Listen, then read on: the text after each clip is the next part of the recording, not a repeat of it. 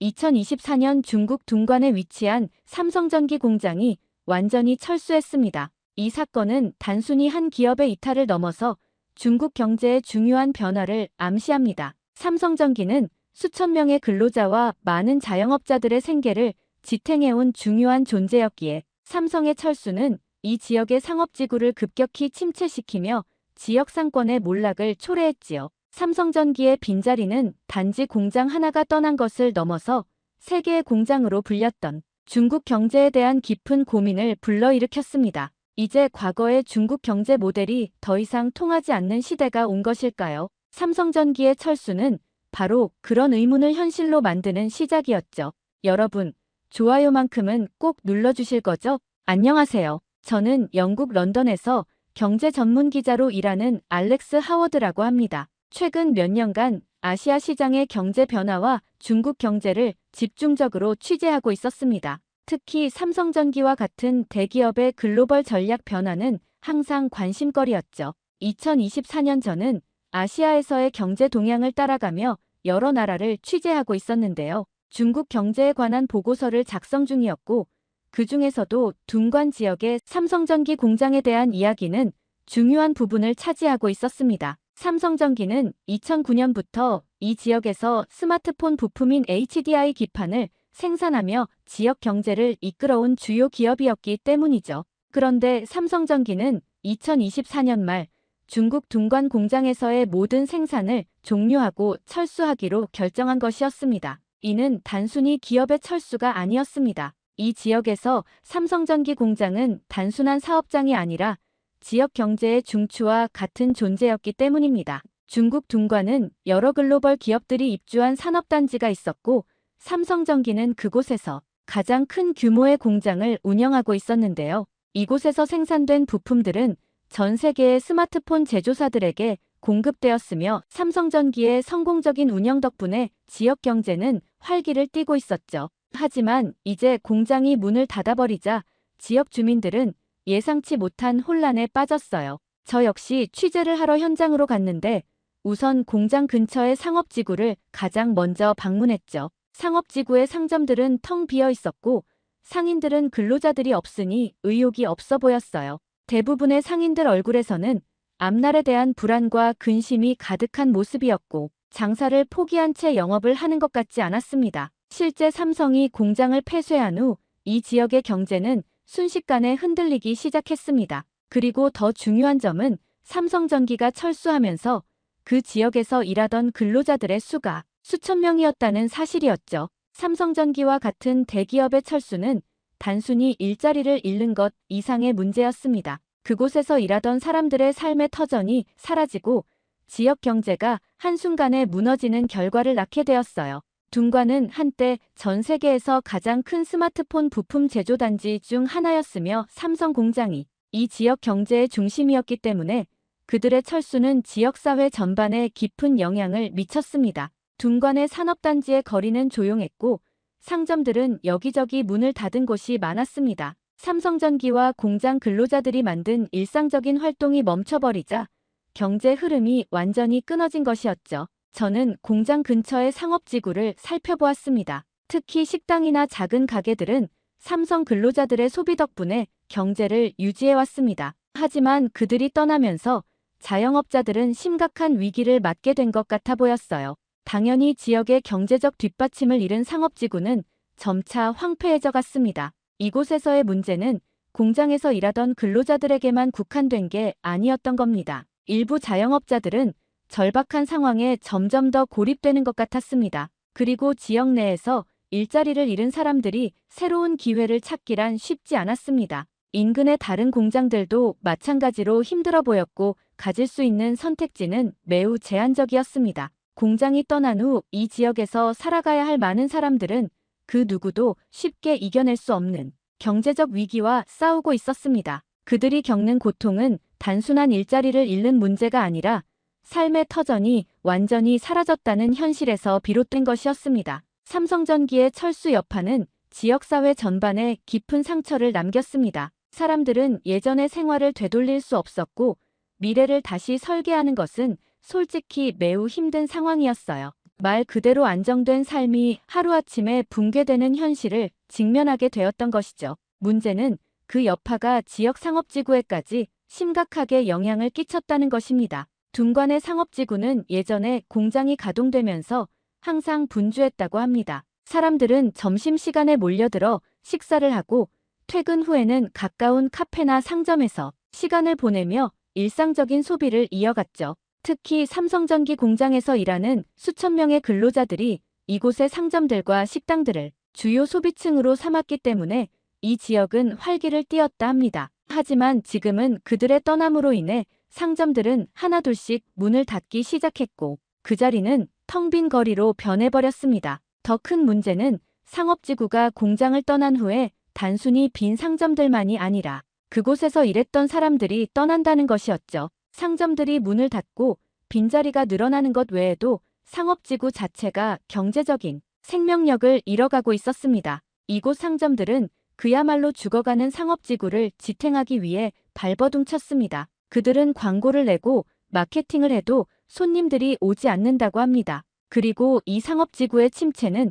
상점들만의 문제가 아니었습니다. 이곳에서 일하던 상점 직원들은 물론 모든 관련 업계의 종사자들에게도 심각한 영향을 미쳤습니다. 삼성 때문에 활발하던 지역의 사업들이 한순간에 무너져 내린 것입니다. 상점 주인들, 직원들, 심지어 물류업체들까지 지역의 경제에 의존하던 사람들이 모두 고사 직전이었죠. 상업지구가 붕괴되면서 일하던 사람들이 다른 환경에서 일자리를 찾기가 쉽지 않았습니다. 이는 그들이 살아가던 지역사회가 전반적으로 침체되면서 그들의 생계가 위협받는 상황에 직면하게 됐음을 의미했습니다. 삼성전기의 철수로 인해 상업지구는 텅 비어갔고 남은 사람들은 점차 다른 곳으로 이주하거나 더 이상 이곳에서의 삶을 지속할 수 없는 상황에 놓이게 되었습니다. 둔관 상업지구를 돌아보며 가장 눈에 띄었던 변화 중 하나는 상업용 부동산들이 텅 비어있다는 사실이었습니다. 삼성전기가 철수하면서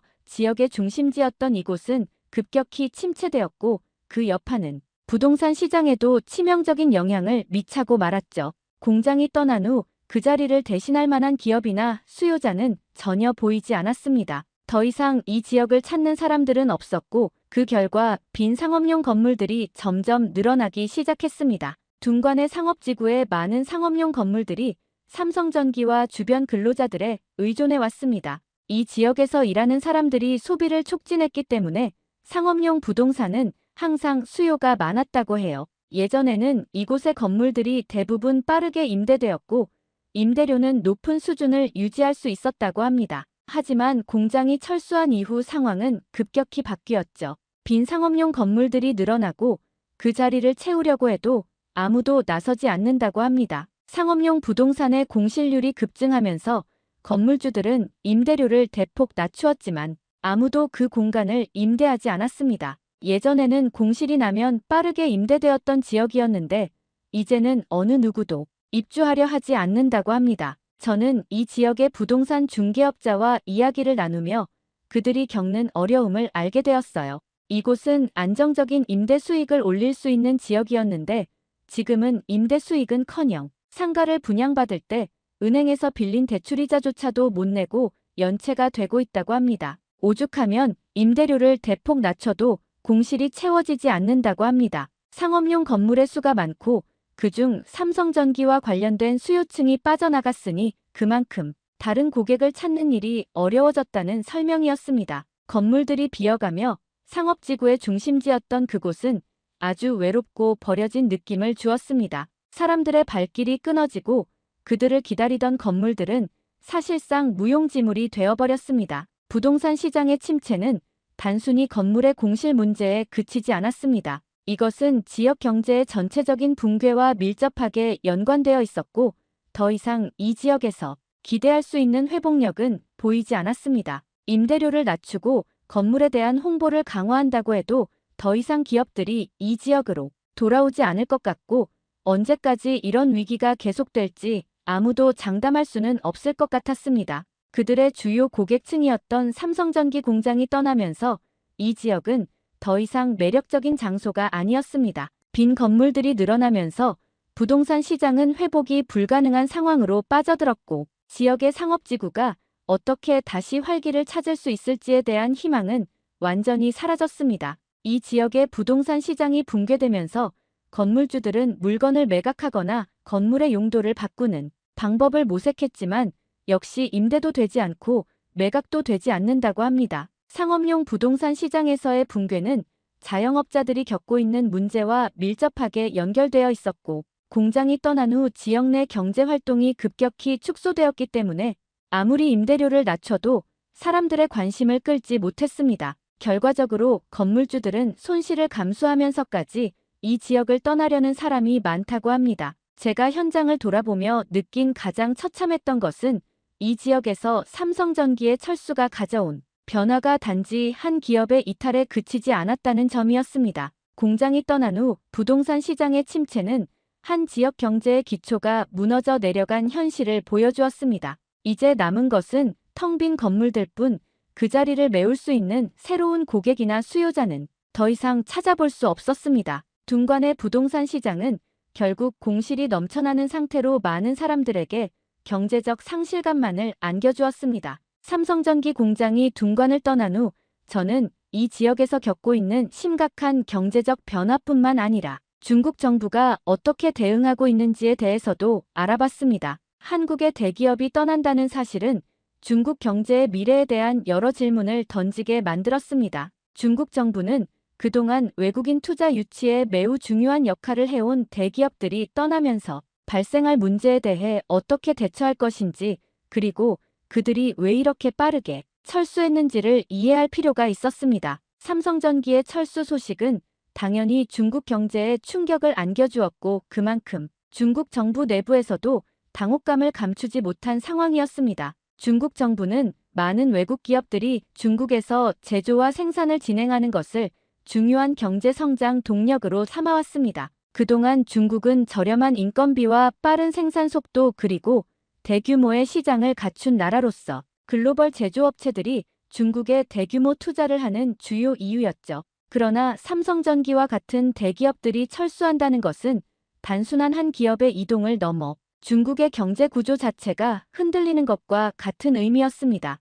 저는 중국 정부의 대응을 보기 위해 현지에서 정부 관계자와 비공식적으로 대화를 시도해 보았어요. 중국 정부는 공식적으로는 외국 기업의 결정은 자율적인 사항이라고 하면서도 내부적으로는 그들의 철수로 인한 경제적 충격에 당혹감을 감추지 못하고 있어 보였죠. 삼성전기와 같은 대기업들이 중국을 떠나는 이유는 여러 가지가 있었습니다. 가격 경쟁, 기술 유출, 그리고 정치적 리스크까지. 그럼에도 불구하고 중국 정부는 이를 어떻게 막을 수 있을지 명확한 대책을 내놓지 못한 상황이었습니다. 중국 정부는 오랫동안 메이드 인 차이나 정책을 내세우며 제조업 강국으로 자리 잡으려 했고, 실제로 많은 글로벌 기업들이 중국 내에서 제조 공장을 운영하고 있었습니다. 그러나 최근 몇 년간 특히 미국과 중국 간의 무역 전쟁이 심화되면서 중국 내의 생산 환경은 점차 어려워졌습니다. 이로 인해 많은 기업들이 생산지 다변화를 고려하게 되었고, 삼성전기 역시 그중 하나였습니다. 삼성은 중국에서 기술 유출 문제와 가격 경쟁으로 인해 수익성이 악화되었고, 결국 다른 국가로의 생산 기지 이전을 결정한 것입니다. 중국 정부는 그동안 이러한 변화가 일어날 것이라는 사실을 예측하지 못한 것은 아니었습니다. 하지만 실제로 삼성전기와 같은 대기업이 빠져나가면서 발생할 수 있는 여파를 충분히 대비하지 못했다는 점에서 중국 정부는 상당히 당황스러워했습니다. 많은 외국인 기업들이 철수하면 중국 경제에 미치는 영향은 매우 클 수밖에 없습니다. 일자리의 감소와 지역 경제의 침체, 그리고 수출 감소 등이 일어날 수 있기 때문입니다. 중국 정부는 그동안 외국 기업들이 일자리를 창출하고 지역 경제를 활성화시키는 중요한 역할을 해왔다고 자부해왔기 때문에 그들의 이탈은 중국 정부에게 큰 정치적 부담으로 다가왔습니다. 그리고 그 당혹감을 더욱 부각시킨 것은 이들이 대체할 수 있는 새로운 기업이나 산업을 빠르게 유치할 수 없다는 점이었습니다. 중국은 그동안 많은 외국 기업들에게 낮은 세금 혜택과 다양한 지원을 제공하며 제조업을 장려해왔습니다. 그러나 글로벌 시장에서 기업들이 점차 탈중국 전략을 취하고 있는 상황에서 중국 정부는 자국 내에서 일어나는 경제적 변화에 대응할 방법을 찾기가 어려웠습니다. 또한 무역 전쟁과 중국 내부의 정치적 리스크가 기업들의 결정을 더욱 복잡하게 만들고 있다는 점도 정부의 부담을 가중시켰습니다. 또한 삼성전기와 같은 대기업들이 중국을 떠나는 이유는 단지 중국 내 경제 환경만의 문제는 아니었습니다. 그들의 철수는 중국의 기술 경쟁력 부족, 정치적 불안정성, 그리고 글로벌 시장에서의 경쟁력 저하 등 여러 가지 복합적인 요인이 얽혀 있는 문제였습니다. 중국 정부는 이를 해결하기 위해 다양한 정책을 추진했지만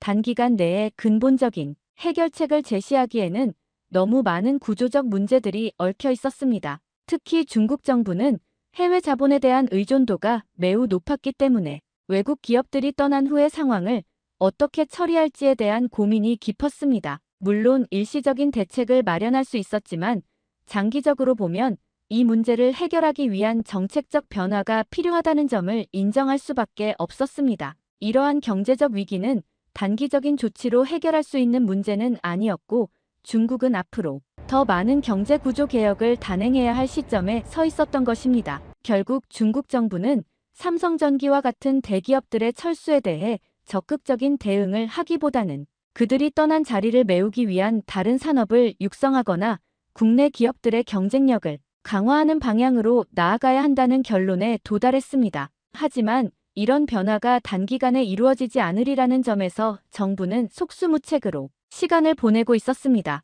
이 모든 것이 결국 중국 경제의 불확실성을 더욱 심화시키고 있었습니다. 둔관에서 삼성전기 공장이 떠난 후 저는 이제 중국 제조업의 미래와 그 여파가 어떻게 확산될지를 생각하며 몇 가지 중요한 현장을 더 들여다보게 되었습니다. 그동안 중국은 세계 제조업의 중심지로서 많은 외국 기업들이 생산 기지를 두고 기술력을 발휘해 왔습니다. 하지만 최근 몇 년간 특히 미국과 중국 간의 무역 전쟁과 코로나19 팬데믹을 거치면서 중국 내 제조업의 경쟁력에 대한 우려가 커졌습니다. 삼성전기 공장의 철수는 그야말로 상징적인 사건으로 이제 중국이 더 이상 글로벌 제조업의 중심지로 자리 잡을 수 있을지에 대한 의문을 낳고 있었습니다. 중국은 한때 세계의 공장으로 불리며 저렴한 인건비와 막대한 생산 능력을 바탕으로 글로벌 공급망에서 중요한 역할을 했습니다. 수십 년 동안 중국은 세계 각국의 기업들이 생산 기지를 두기 위해 찾는 장소였고 글로벌 기업들은 중국을 필수적인 생산 허브로 삼았죠. 그러나 지금 그 상황은 크게 변해가고 있습니다. 삼성전기 같은 대기업들의 철수는 단순히 한 기업의 이탈을 넘어서 그동안 중국 제조업에 의존해왔던 많은 글로벌 기업들의 향후 생산 전략에도 큰 영향을 미치게 된 것입니다. 저는 이 변화가 어디서 시작됐는지, 그 이유가 무엇인지 중국의 여러 지역을 조사해 보았어요. 중국은 더 이상 모든 제조업체들에게 매력적인 장소가 아닌 것 같습니다. 저렴한 노동력은 예전만큼의 경쟁력을 발휘하지 못하고 생산 비용은 갈수록 높아지고 있었습니다. 게다가 중국 내 정치적 리스크와 빠르게 변화하는 글로벌 경제 환경도 많은 기업들이 이곳에서 철수하거나 다른 국가로 이전하는 이유 중 하나였습니다. 특히 저는 둔관을 포함한 중국의 여러 제조업 중심지를 둘러보면서 이러한 변화를 직접 목격할 수 있었습니다. 예전에는 제조업체들이 이곳을 떠나지 않으려 했지만 이제는 상황이 달라졌습니다. 중국 정부의 정책이나 세금 혜택은 여전히 매력적일 수 있지만 그 이면에는 더 이상 글로벌 기업들이 이곳에서 안정적인 비즈니스를 유지하기 어려운 구조적인 문제들이 존재했습니다. 물가 상승과 인건비 증가, 그리고 예기치 못한 규제 변화 등은 기업들이 다른 나라로 이동할 수밖에 없는 이유였습니다. 또한 중국 내에서는 기술 유출 문제도 큰 영향을 미쳤습니다. 삼성전기와 같은 기업들은 중국에서 제품을 생산하는 동안 기술 유출을 우려했고 이로 인해 가격 경쟁이 심화되었으며 결국 시장에서 철수하는 결정을 내렸어요. 다른 글로벌 기업들도 비슷한 고민을 하고 있었고 그 결과는 점차적으로 중국을 떠나거나 다른 아시아 국가로의 다변화로 이어졌습니다. 예를 들어 인도와 베트남은 이제 생산 기지로서 점점 더 많은 주목을 받게 되었으며 이는 중국 내 제조업 경쟁력을 더욱 떨어뜨리는 결과를 낳았습니다. 저는 이 지역에서 만난 몇몇 현지 사업가들과의 대화에서 중국 제조업의 위기를 실감했습니다. 그들은 말했습니다. 중국은 더 이상 가격 경쟁력만으로 글로벌 시장에서 승부를 볼 수 없습니다. 다른 나라들이 우리보다 더 나은 조건을 제공하고 있기 때문입니다. 이들은 중국에서 비즈니스를 지속하는 것이 점점 더 어려워지고 있다는 것을 인정하고 있었고, 많은 기업들이 이제 다른 아시아 국가로 이전하는 것을 고려하고 있다고 밝혔습니다. 중국이 과거의 명성을 잃어가고 있다는 점에서 많은 사람들이 중국 제조업의 미래에 대해 의문을 가지게 되었습니다. 중국은 한때 전 세계의 제조업체들이 필수적으로 선택한 생산 기지였지만 이제는 그 자리에서 다른 나라들이 빠르게 자리를 차지하고 있습니다. 더 이상 중국이 세계의 공장이라고 불릴 수 없는 시대가 온 것입니다. 인건비와 생산비가 상승하고 정치적 리스크와 기술 유출 문제로 인해 글로벌 기업들은 이곳에서 더 이상 안정적인 비즈니스를 할 수 없다고 판단하고 있습니다. 특히 베트남, 인도, 태국 등 다른 아시아 국가들은 이제 중국을 대체할 수 있는 생산 기지로 떠오르고 있습니다. 이들 국가는 상대적으로 저렴한 노동력과 정부의 적극적인 지원 그리고 유연한 규제 환경 덕분에 많은 외국 기업들이 이곳으로 이전하거나 신규 투자처로 삼고 있습니다. 삼성전기와 같은 대기업들의 철수는 단지 중국 내 제조업의 경쟁력을 상실한 것에 그치지 않고 다른 아시아 국가들이 점차 그 자리를 차지하는 과정에서 더욱 심화된 문제로 다가왔습니다. 이렇게 중국이 제조업의 중심지로서의 입지를 잃어가는 동안 그 여파는 단지 경제적인 차원에 그치지 않고 중국의 글로벌 영향력에도 큰 영향을 미치게 될 것입니다. 제조업이 이탈하면서 중국 경제는 새로운 동력을 찾아야 하는 시점에 이르렀습니다. 중국은 이제 기술 혁신과 다른 산업에 집중하는 방향으로 나아가야 할 것입니다. 하지만 그 과정은 결코 쉽지 않으며 중국 경제가 앞으로도 글로벌 시장에서 강력한 경쟁력을 가질 수 있을지에 대한 질문은 여전히 남아 있습니다. 삼성전기가 둔관에서 철수한 후 저는 중국 경제가 맞이한 새로운 현실을 더욱 선명하게 느낄 수 있었습니다. 중국은 오랫동안 세계에서 가장 중요한 제조 허브로 자리 잡아왔지만 이제는 그 위상에 큰 변화가 필요하게 되었습니다. 그동안 중국의 경제 성장은 낮은 비용의 생산과 대규모 노동력에 의존해왔으나 지금은 새로운 도전에 직면하고 있습니다. 그 도전은 바로 더 이상 저렴한 인건비와 빠른 생산 속도로만 경쟁할 수 없는 상황이라는 점입니다. 중국 경제의 핵심이었던 제조업 중심의 모델은 이제 점차 한계를 보이고 있습니다. 과거에는 저렴한 노동력과 대규모 생산 능력을 통해 글로벌 기업들이 중국에 생산 기지를 두고 중국의 수출을 이끌어냈습니다. 그러나 현재 중국은 노동력의 질과 생산성 기술력의 차별화에서 더 이상 우위를 점하지 못하고 있습니다. 노동 비용 상승, 인건비 증가, 그리고 노동력의 변화는 더 이상 경쟁력을 보장할 수 없다는 점에서 중요한 문제로 떠오르고 있습니다. 중국이 직면한 가장 큰 도전은 제조업에 대한 지나친 의존에서 벗어나는 것입니다. 그동안 중국은 제조업 강국으로서 경제 성장을 이끌었지만 이제는 더 이상 그 패턴을 유지하기 어려운 상황입니다. 노동력의 비용이 상승하고 글로벌 기업들이 더 저렴하고 경쟁력 있는 시장으로 눈을 돌리기 시작하면서 중국은 자국의 산업 구조 개편을 강력히 추진해야 하는 상황에 처하게 되었습니다. 이런 상황 속에서 중국 정부는 과거의 성장 모델을 넘어설 새로운 산업 혁신을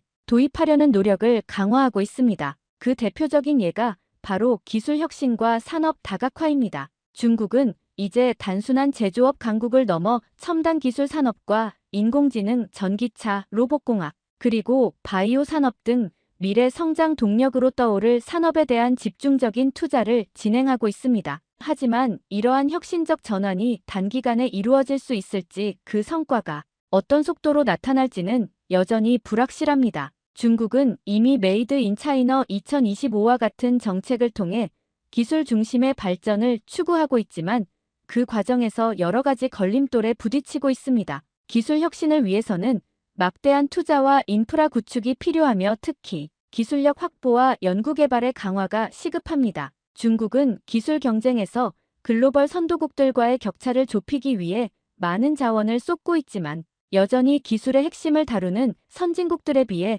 뒤처져 있다는 평가가 있습니다. 중국의 기업들이 국제적인 기술 표준을 맞추지 못하면 글로벌 시장에서 경쟁력을 유지하는 데 큰 어려움이 따를 것입니다. 한편 내수 시장의 둔화도 중요한 문제로 떠오르고 있습니다. 중국의 경제 성장은 전통적으로 수출에 크게 의존해 왔습니다. 하지만 이제 중국 내 소비 시장의 성장은 한계를 드러내고 있으며 특히 고령화 사회로 접어들면서 내수 시장의 활성화가 어려워지고 있습니다. 중산층의 성장은 중국 경제에서 중요한 부분이었지만 이들의 소비가 더 이상 지속적으로 성장하기 어려운 구조에 접어들면서 중국은 내수 시장을 활성화하기 위한 새로운 방법을 모색해야 합니다. 정치적 리스크 또한 중국 경제의 새로운 장애물로 떠오르고 있습니다. 외국 기업들의 투자와 기술 이전에 대한 규제는 기업들이 중국 시장에서 활동하는데 불편함을 느끼게 만들었고, 중국의 자국 중심주의 정책은 글로벌 기업들의 접근성을 제한하는 요소로 작용할 수 있습니다. 또한 중국의 무역 정책과 국제적인 외교 관계가 경제에 미치는 영향도 무시할 수 없습니다. 미국과의 무역 전쟁을 비롯해 중국의 글로벌 경제에서의 위치는 이전처럼 안정적이지 않으며 이는 기업들의 중국에서의 사업을 제약하는 요소로 작용하고 있습니다. 결국 중국 경제의 미래는 산업 구조 개편과 기술 혁신에 달려 있습니다. 중국은 더 이상 저렴한 노동력을 바탕으로 한 대규모 생산 모델을 지속할 수 없으며 대신 고부가가치 산업으로의 전환을 꾀해야 합니다. 이를 위해서는 기술 개발 창의적 산업 생태계 그리고 사회적 정치적 환경의 안정성이 필수적입니다. 중국은 이러한 목표를 달성하기 위한 여러 전략들을 이미 추진 중이지만 그 과정에서 겪는 내외부의 어려움은 결코 작지 않습니다. 중국 경제의 새로운 도전은 단순히 일시적인 위기가 아닌